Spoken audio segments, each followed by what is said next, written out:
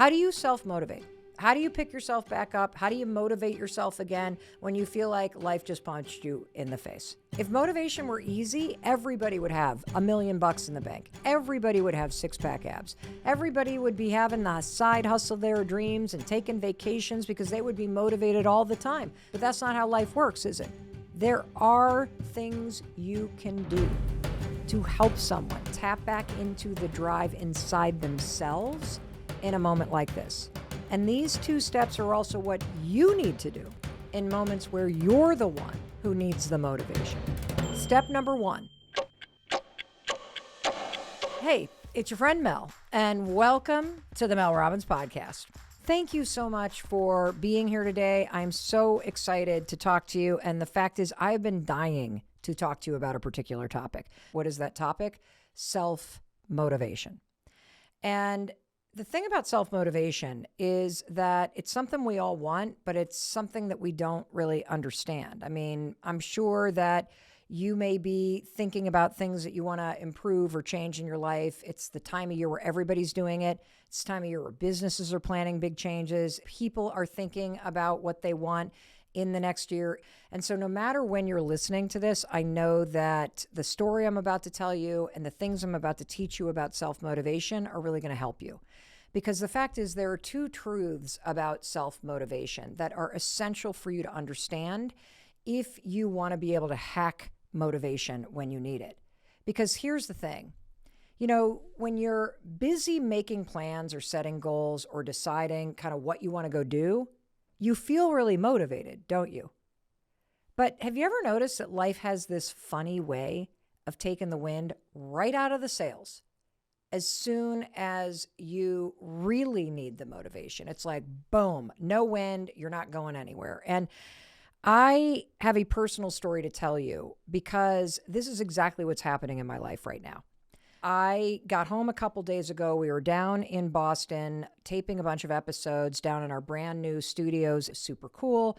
Right now, I am up above our garage in our little studio in southern Vermont. And when I got home a couple days ago, our son Oakley was about to hear back from his top choice for college. He, like so many kids, applied early decision, which means if the college accepts him, he is going to agree to go. It's like a binding contract. And this particular school that he had applied to was going to let all the kids who had applied early decision know by announcing the decision in an online portal at 8 o'clock in the morning on a Saturday. So it's Friday night. I get home from a week in Boston. Chris is home. We have a dinner with Oakley. He's so nervous. We're nervous. We're excited. And Chris and I set our alarm. Oakley sets his alarm. You know, we say good night, excited for the morning. And for the first time since I can remember, honestly, Oakley was awake and downstairs before Chris and I were because he couldn't sleep. He was so nervous and he was so excited to hear back from his dream school. And if I'm being honest with you, neither could I. I could barely sleep either. I was tossing, I was turning, and you've probably had this experience, right?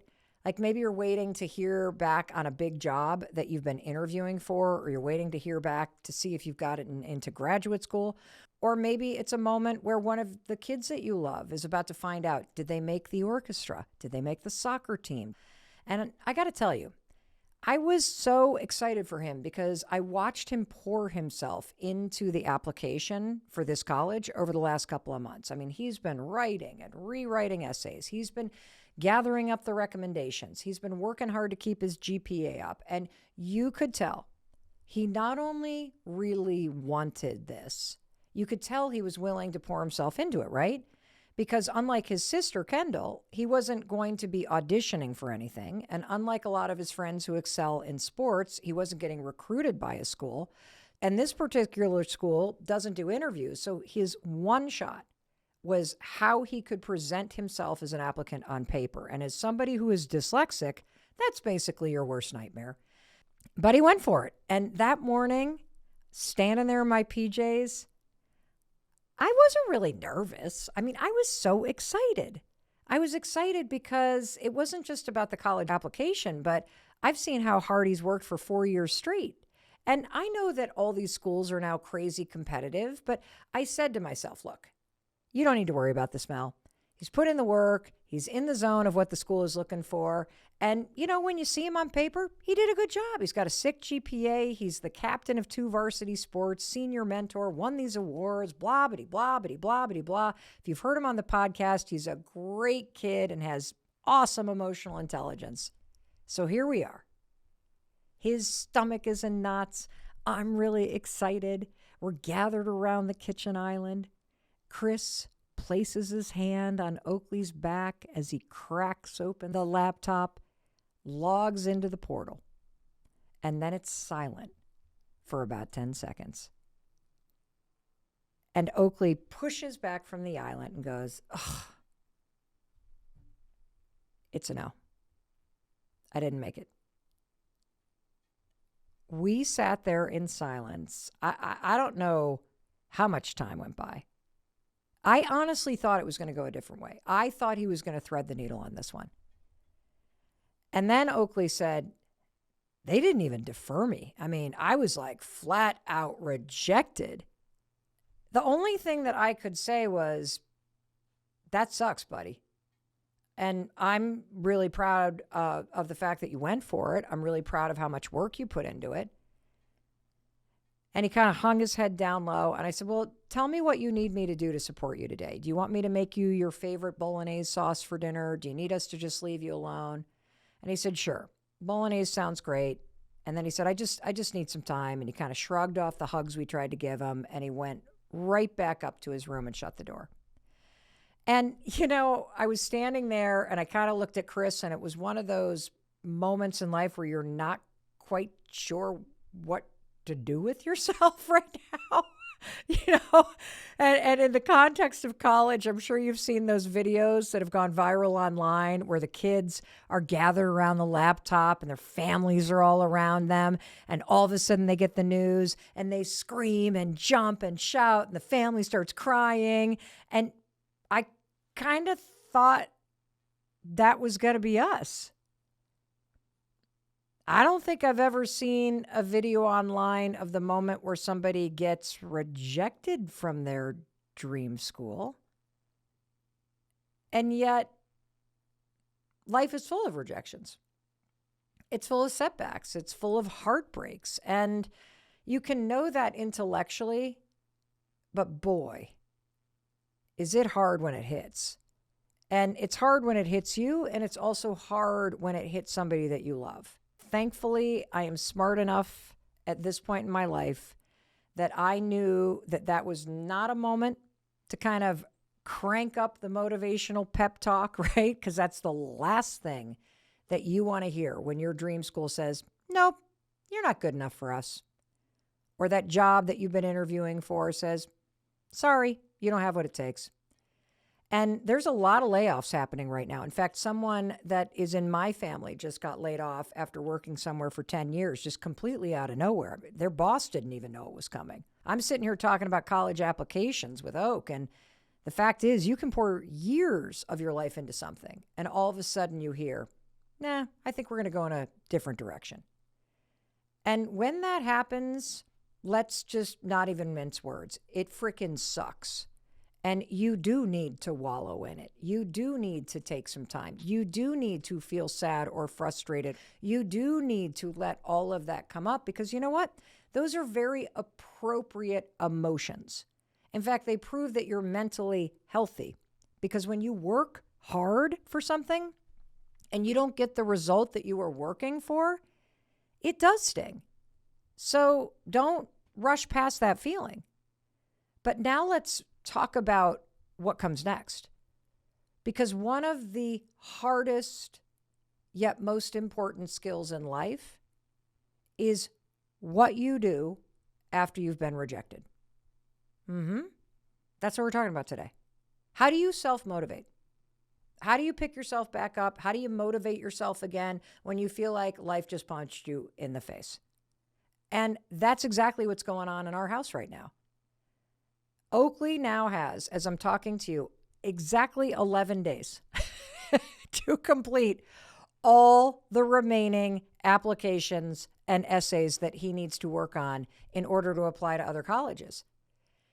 And it's because he was so motivated and excited about this one school that he figured, oh, all the work that I'm doing for this, it'll help me get the other stuff done. And I'll wait until I hear, and hopefully I'll get in. And if not, then I'll complete the other ones later, right? It's easy to do that when everything's in front of you. But now here we are, 11 days to complete all this. And not only do you have to complete all this, but you have to do it in the wake of feeling like you're not good enough for the place you wanted to be. So let me ask you a question. On a scale of 0 to 100, how motivated do you think he feels right now?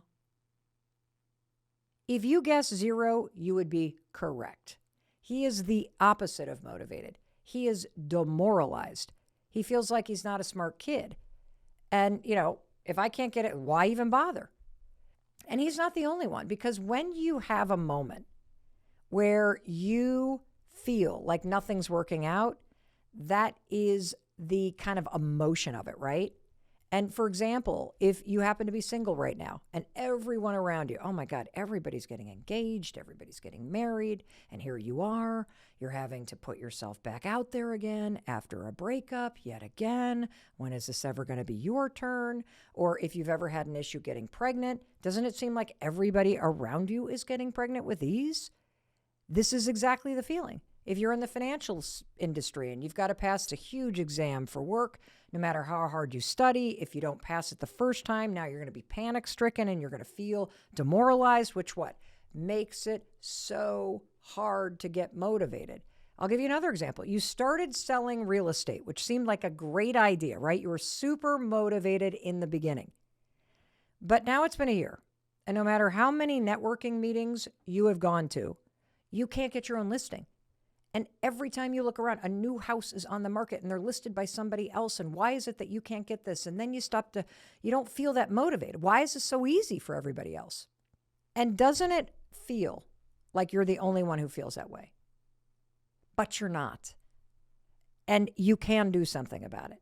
And if you're in the position that I'm in right now, which is I'm the mom watching this go down with somebody that I love, and intellectually, I'm sitting here saying all the stuff I say to you all the time on this podcast. This is happening for a reason. Intellectually, of course I know he's going to end up in the right place, exactly where he needs to be. Of course I know that college does not define who you are. Of course I know all this. But you can feel two things at once. You can know that everything's going to be okay. And you can also feel in your heart something breaking, right? And that doesn't change the fact that I can't want this for him. He has to want it for himself. And the truth is, I can't motivate him. And we're going to get into why I can't motivate him. Do you know what I would give right now to have motivation on tap? Wouldn't it be so cool that instead of going to a bar for a pint of beer, if you could walk into a bar for motivation and just grab that handle and pour a pint full of liquid motivation and boom, all of this emotion is gone. All of a sudden you're super excited. That would be so amazing. And I want to stay on this example for just a minute of what I'm going through, because I think everybody can relate to the dynamic here, whether you're the one that's been rejected or you're the one that's concerned about somebody who is. Because what our son does or doesn't do in the next 11 days potentially determines what the next 4 years of his life could look like. And that family member of mine who got laid off after working somewhere for 10 years, what they do or don't do over the next few months can really matter in terms of what happens next. And that takes us back to our topic. How do you motivate yourself when you don't feel motivated at all? And here's how we're going to tackle this. We're going to break it down because I want to give you specific tactics based in science for a moment like this. And I also want to make a very important request. If this isn't you right now, I guarantee you someone you love is feeling this way. Please share this episode with them. Give them this information. Let them hear that they're not alone, and let them feel empowered by the fact that there are simple things that you can do, period, to tap into that self-motivation. This is the closest thing I can give you to motivation on tap, this episode right here, because here's what you and I are going to cover. First of all, I'm going to break down the true definition of motivation using the research so that you and I are using the word in the exact same way. Next, you can't talk about motivation without talking about the word dopamine, because so many people and researchers and writers and podcasters talk about dopamine in relation to motivation. There is so much interest in that, so we will talk about that as well. Then you and I are going to cover 2 essential strategies that you need in a moment like this right now. These are 2 strategies based on research that A, will help you locate that self-motivation, and B, will really inspire you to not only get back up, but to bring your A game when you do. So don't you go anywhere. I'm going to be waiting for you after a very short break where you can hear a word from our sponsors. Stay with us. Hey, it's your friend Mel, and do not skip this because I have something to give you for free. No kidding. Say goodbye to 2023. Let's say hello to 2024 and make it the best year ever. I have a free 29-page workbook. I made this for you to thank you for being here on YouTube, watching all of our videos, supporting our work. I'm going to help you answer what you want in 2024. And then more importantly, you're going to create a plan to go get it. Then I'll be here on YouTube motivating you every step of the way. You and me, baby. Let's create the best year ever. Just click the link. Boom, I'll take you to the page. You'll have this puppy in your hands in less than a minute and be right back here with YouTube for me to motivate you. I love you. Let's do this. Welcome back. It's your friend Mel. I told you I would be waiting for you. We're going to start with a definition of motivation because I want to make sure that you and I are on the same page when we're using the word. Now, from a scientific standpoint, motivation is the general desire or willingness to act in a certain way.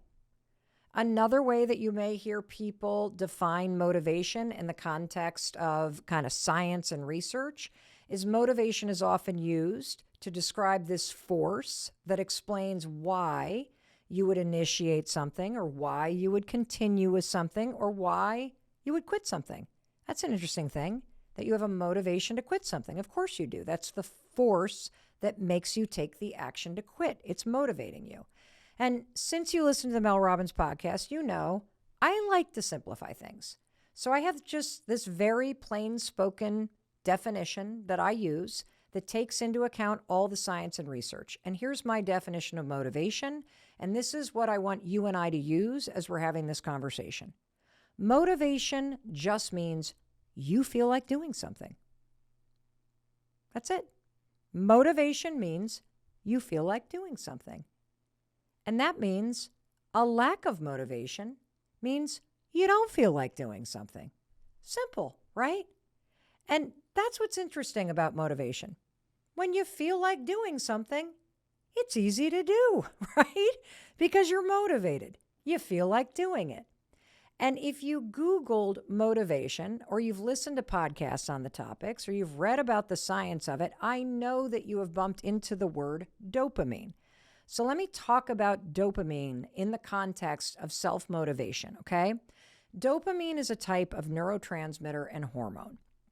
And dopamine is involved in so many different aspects of your body functioning.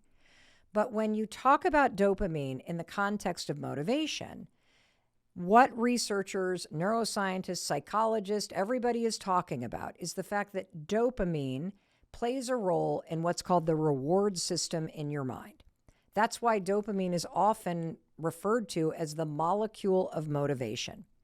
And when you are listening to anybody or reading about topics like behavior chain, habits, in our case, the science of motivation, it's really important to understand the role that dopamine plays, because I think there's a tremendous amount of misunderstanding about what dopamine is and the role that it plays. And a lot of people feel like, oh, dopamine is what makes me motivated. If you could just put dopamine in a pill, I'd feel more motivated. Somehow that dopamine is sort of like that motivation on tap. That's not technically the case, because dopamine is tied to cravings and to things that you want. Dopamine is present to try to drive you toward things that you crave or toward things that you really want to do. And I'm going to give you a couple examples because once you wrap your brain around this, oh my gosh, you're going to be like, oh my gosh, I totally get this. So let's just take a scenario. You've been at work all day. You had an early lunch. You've been in meetings all day. As you're driving home, you're hungry, right? Now, when you get home because you're hungry, you're going to be very motivated to open the fridge, to look inside, and to figure out what to eat or cook yourself for dinner, right? Why? Because you're craving food. You're hungry. But have you ever noticed that you can be really motivated when you get home to make something to eat and to eat real quick, but the second you're done eating, it is so hard to motivate yourself to clean up the kitchen and to do the dishes. Why? Dopamine. See, you came home hungry. You were craving food, which is why you were motivated to cook. You felt like doing it. Dopamine is present because it's tied to craving and to the thing that you wanted. And in fact, this is kind of cool research. Let's say that you really love steak. And if you're coming home and you're craving steak, do you know how motivated you are to turn on the grill so you can grill that filet? In fact, your mouth is just watering thinking about it. Talk about the molecule of motivation. My mouth is watering just talking to you about it. That's how much I like steak. And the research shows that foods that you like spike dopamine levels by 50%. Why? Well, because you both crave it and you want it. That's why you're motivated to cook it. And this is true with all things that you crave or things that you really, really like. And these are not necessarily good things that I'm going to list, but do you want to know the top things that spike dopamine levels? It's not pretty. Meth, cocaine, nicotine, sex, social media, video games, sugar. See, people get motivated to find these things because they crave them. You want to know what's not on that list? College applications, updating your resume, putting up a dating profile, stepping on a scale, doing dishes. I mean, who on earth craves sticking your hands in a soapy sink with a bunch of greasy pans? Not me. That's why you never feel motivated to do it. And look, there are so many people out there that are experts at biohacking dopamine. That's not what we're talking about today. You and I are talking about the reality in a normal person's life, which is do not expect this molecule of motivation to rescue you in a situation where you feel down, you feel discouraged, you don't feel like doing what you need to do. It's not coming. And yet you still need to pick yourself up and force yourself to do the work. And just like motivation, dopamine is wonderful when you have it. But this conversation is about the other situations, the 99% of your life when you don't feel like doing what you need to do. I don't feel like applying to college after I got rejected. I don't feel like going to the gym. I don't feel like working on my business plan. I don't feel like eating healthy when I'd rather have a pizza. I don't feel like putting myself out there because I'm shy and introverted and I got screwed over by the last person I did. I don't feel like cleaning out the garage. I don't feel like having a mocktail when I'd rather have a beer tonight. I don't feel like having that conversation with my mother. I've been avoiding it for 3 months, so why not avoid it another one? And notice, when you don't feel like doing those things, you don't do them. Do you? That's why you'll often hear me say, motivation is garbage. It's garbage because it's not there when you really need it. If motivation were on demand, if it were on tap, if we could just, pop a pill, I would pour that sucker into a cup, man. I would drink it every day. And you want to know what else? If motivation were easy, everybody would have $1 million in the bank. Everybody would have 6-pack abs. Everybody would be having the side hustle of their dreams and taking vacations because they would be motivated all the time to do all the things that get you those things. But that's not how life works, is it? Because knowing what you need to do, it's not enough. It's just not enough. And here's the issue. And I know it. Because the clock is ticking. Waiting for motivation to strike is basically saying it's never going to happen. And if you're in a situation like we are in this household, you got 11 days. You got 11 days. You cannot afford to let your feelings derail the actions that you need to take right now. And one more point about this. I personally am highly motivated to see our son push through the feelings of rejection and put in the work so that he is proud of himself, so that he knows that he put his best foot forward, that he didn't let this one school stop him. But I can't do the work for him. I can't just spray him with motivation. In fact, the more pressure I put on him, the more demoralized he's going to feel. He knows what the game's about. He knows what the stakes are. He knows what he's up against. But here's what I'm offering. Even though you can't do the work for somebody else, and even though you technically can't motivate someone else, you can't feel it more than they want to feel like doing it, there are things you can do to help someone tap back into the drive inside themselves in a moment like this. And these 2 steps are also what you need to do in moments where you're the one who needs the motivation. Step number 1, you must remind yourself of why this matters to you. Let's say that again. Step number 1, you must remind yourself of why this matters to you. This is one of the most important hacks for self-motivation, and that is understanding exactly what you want and exactly why you want it. Because number 1, if you don't really want it, you're not going to feel motivated to do the work to get it. And if you don't know why you want it, you're not going to feel motivated to do the work to get it. And I'm going to keep coming back to this example because it's so relatable, our son and these college applications. So after he got the news, we just let him go for a day or 2, right? You got to be able to decompress. You got to be able to take a deep breath. And then we sat down with him and we had a conversation about all the options on the table, starting with, do you even want to go to college next year? Do you want to take a gap year? Do you want to do something else? Do you want to get a job? All the way to the other end, which is just because that school rejected you doesn't mean you can't get into another top tier school if that's what you actually want.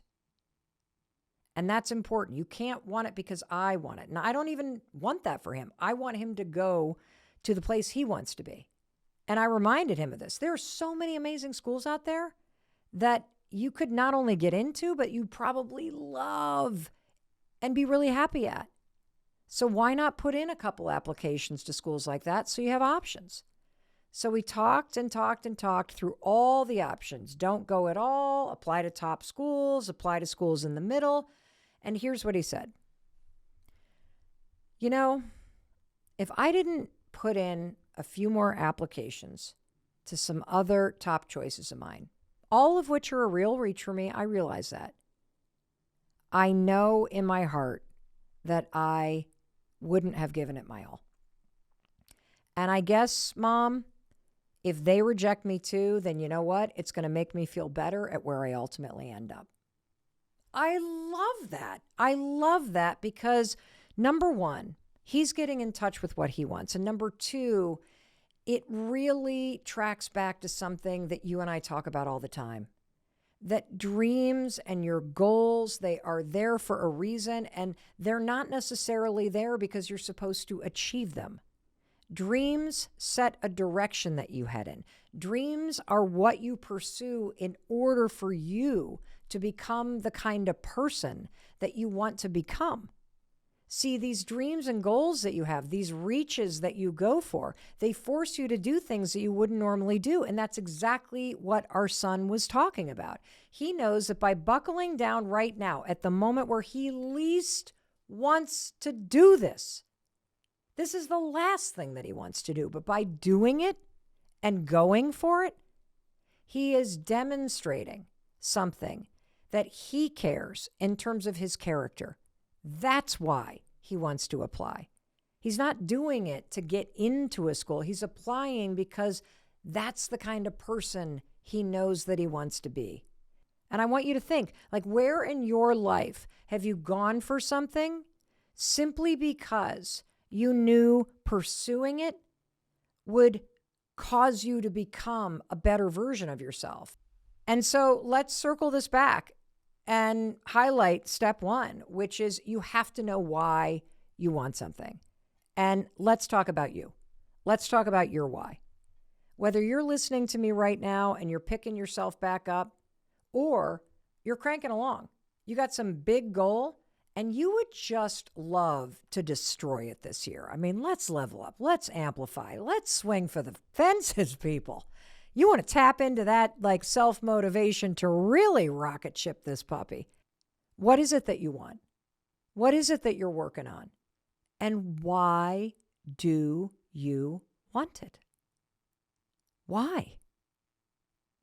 And as you ponder that, I want to remind you that I can help you answer this. I created this incredible workbook that is free, zero cost. It's my gift to you to help you gain clarity about what you want and why you want it, which is essential if you want to tap into self-motivation. It is 29 amazing pages long. You can hear me flipping through it right now. And already hundreds of thousands of podcast listeners from around the world have downloaded this puppy. They love it. They love the tools in it. This is a resource for you, and you can get it right now at melrobbins.com/bestyear. Please share it with your friends, share it with your families. And this workbook is going to help you with step one. What do I want? Why do I want it? Because the workbook begins with 6 clarifying questions that give you those answers. And this is so important. And it's not just me saying it. It's not just common sense. There is breakthrough research that comes from the University of Oregon that has shown that you have to know your why in order to achieve your goals. Knowing your why matters. And based on the research, it's because when you know why something matters to you, it helps you with self-regulation. It helps you prioritize doing the work over other things that are not as important but are easier to do. And this is essential because if you know that something matters, you'll come home after ski practice instead of taking a few extra runs with your friends, and you'll work on college applications because you know why it matters. You'll get out of bed a little bit earlier to chip away at your resume instead of sleeping in this weekend because you'll know why it matters. And so this is grounded in the research. And we talked about this extensively in a recent episode that I did on goals. In fact, I released it just a week ago if you want to dive in deeper. And speaking of diving in deeper, I want to go to the second step that's going to help you tap into that self-motivation right when you really need to rev that engine back up. And before we go there, let's go to a short word from our sponsors who help me bring this to you at zero cost. And look, I love our sponsors of the Mel Robbins podcast. Why? I'll tell you why. Because it's tied to my why. My enthusiasm is authentic. I not only love their products and services, but I love the fact that they are the reason I can empower you with free content twice a week. They support the show. So take a listen. And when we come back, we are going to talk about the essential second step to self-motivation. Don't go anywhere. Welcome back. It's your friend Mel. I am so glad you are here with me. I'm so glad that you have downloaded your workbook at melrobbins.com/bestyear. And I am thrilled that you are sharing this episode with anybody that needs to tap into self-motivation. All right. Let me just recap where we've been, okay? You've learned that motivation is just feeling like doing something. That's all that it is. We talked briefly about dopamine and the fact that dopamine is a part of motivation, but it's really part of the craving cycle, that when you crave something, the dopamine effect is there, and that's what is driving the motivation for you to move toward it. But we are really focusing on what the heck do you do when you don't have the craving, when you don't feel motivated, when you don't feel like sitting down and cranking out a resume, when you don't want to dive into your taxes or go out on another date or spend a Sunday night prepping healthy snacks for the week, or getting your desk or your closet organized, none of which anybody ever craves to do, which is why we don't do it. But you don't have to be stopped by that anymore, do you? Because you know that motivation is just a feeling, and that there are going to be things that you have to do in your life that you don't want to do. And so now you know you're going to have to hack this thing, right? So step one, you got to remind yourself, why does this matter to you? Even the stupid little stuff. Why does it matter to you to do the dishes? I'll tell you why. Because when I wake up in the morning and I walk into the kitchen and I want to have a nice cup of coffee and light my incense and start my day off right, you know what I don't want to see?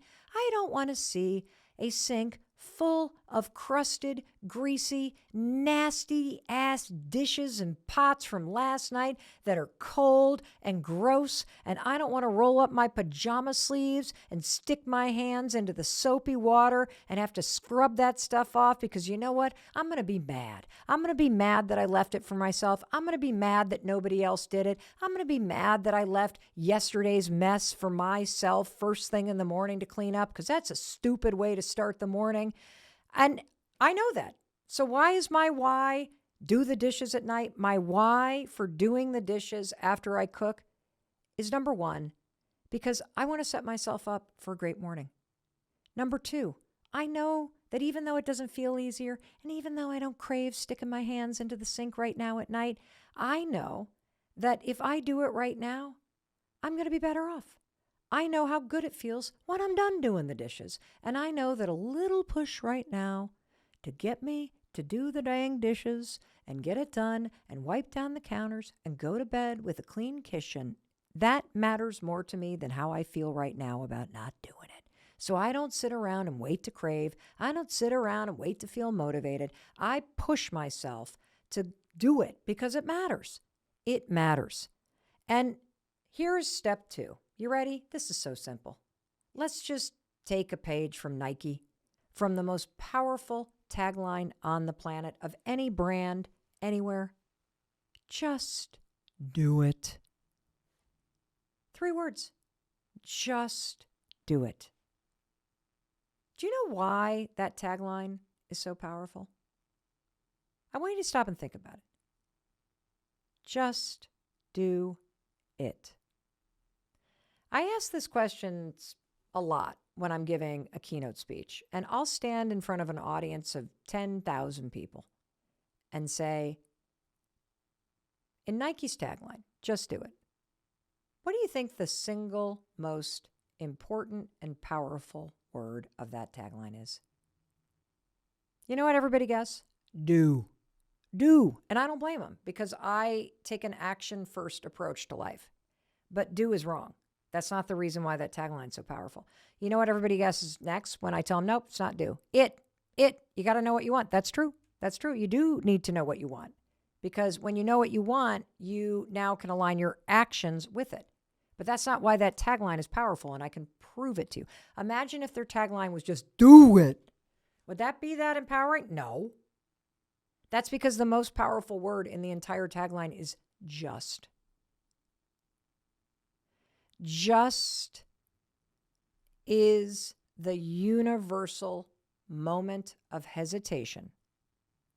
It's that moment where you're standing on a sideline and you're thinking about whether you're going to jump into the game. You're thinking about whether or not you're going to do it. You're standing there because you're afraid, or you feel unworthy, or you feel like you might not be good enough to be in that game, or now might not be the right time to jump into the game. See, all of those emotions that you feel, they don't motivate you, they drive you to hesitate. Because it's so easy, right, to stand on the sidelines and think about filling out applications, or think about applying for that job, or think about going out on another date. See, that's what Nike's referring to.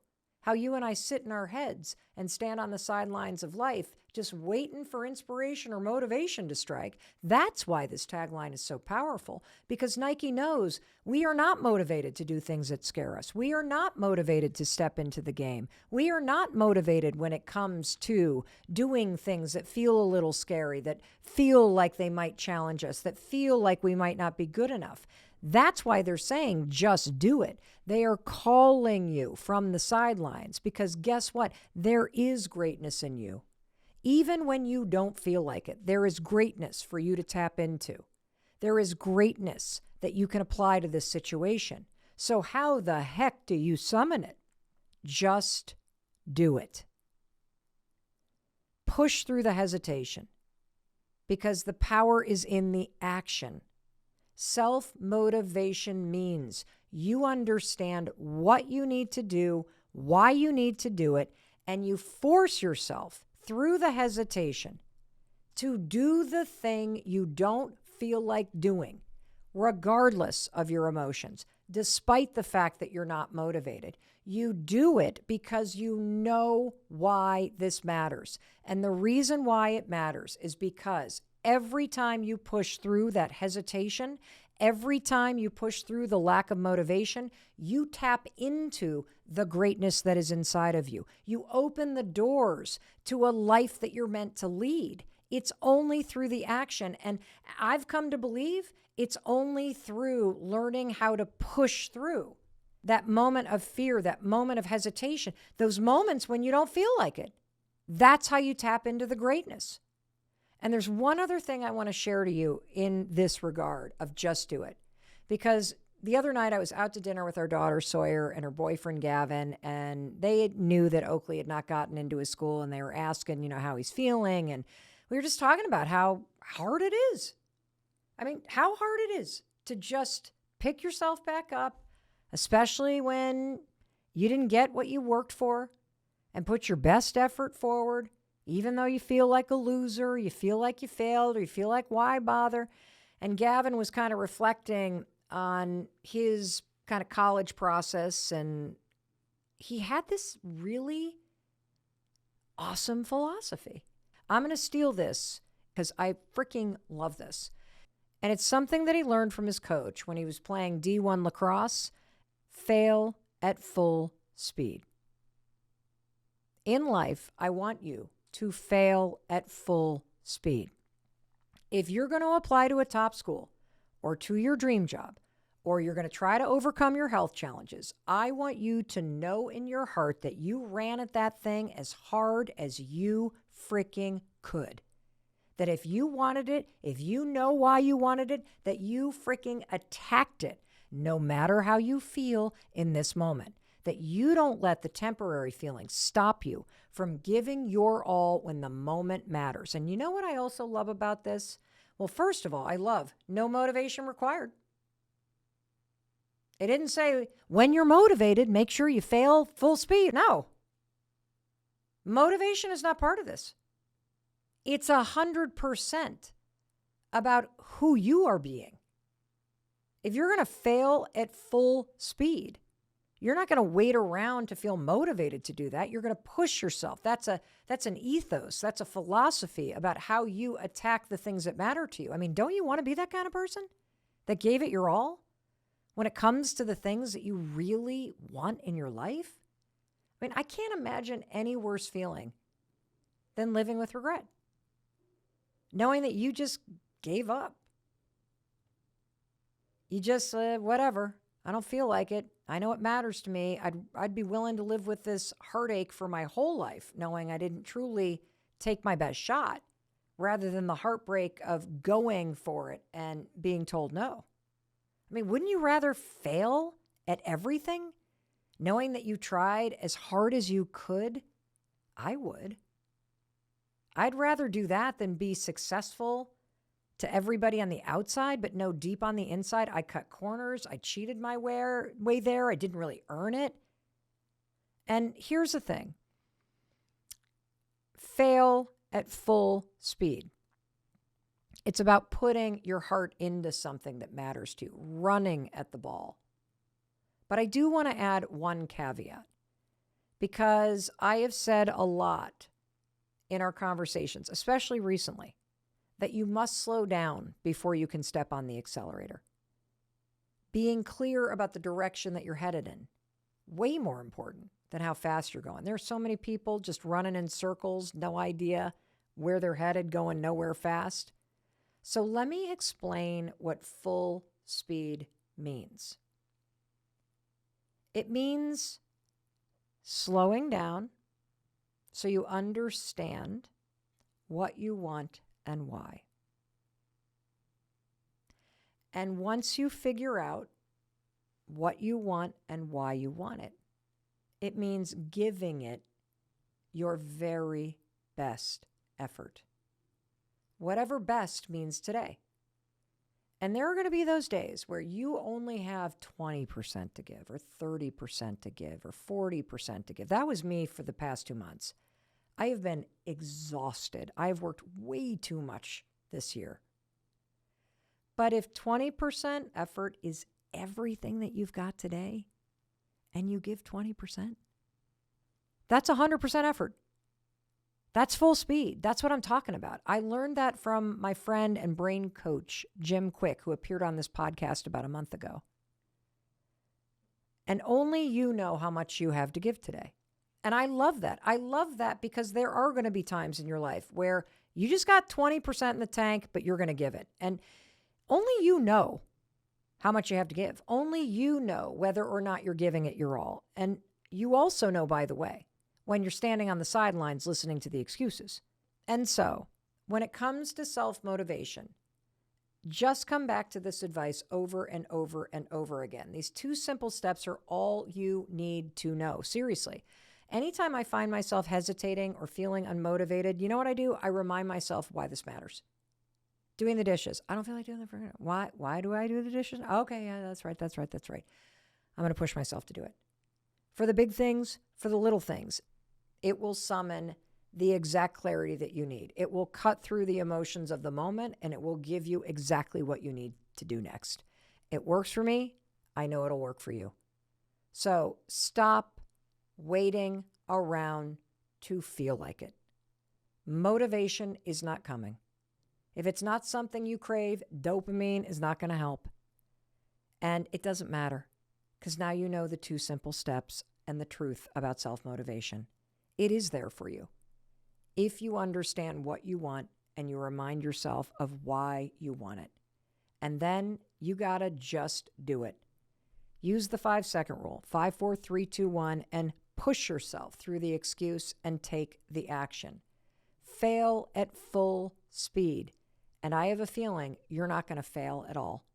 And don't ever forget, I will be here twice a week, right by your side, reminding you every step of the way that yes, there is greatness inside of you. And in case no one else tells you today, let me be the one to say, I love you and I believe in you and your ability to create a better life. Now go do it. And thank you so much for being here on YouTube. Do not forget to get your download. melrobbins.com/bestyearever. Boom. And more importantly, subscribe to the channel. It really helps us bring you amazing stuff like this. And I know you want more motivation. Listen to this next.